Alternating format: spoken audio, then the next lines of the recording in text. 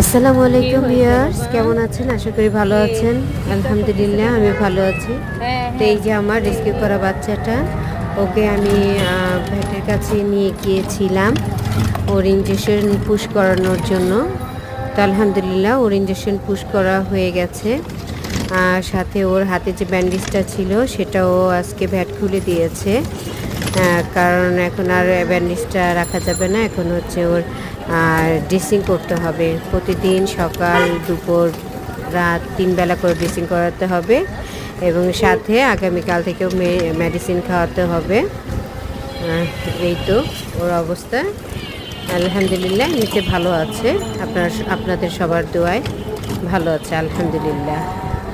তো আমার এই মানবতার কাজগুলো যদি আপনাদের সবার ভালো লেগে থাকে, প্লিজ আমার চ্যানেলটাকে সাবস্ক্রাইব করে পাশে রাখবেন এবং শেয়ার করে দিবেন অন্যকে দেখার জন্য। তো এর মধ্যে বাসায় চলে আসলাম, আলহামদুলিল্লাহ বাসায় চলে আসলাম। ওকে ভিউয়ার্স, দোয়া রাখবেন, ভালো থাকবেন, আপনাদের জন্য দোয়া রইল। আল্লাহ হাফেজ।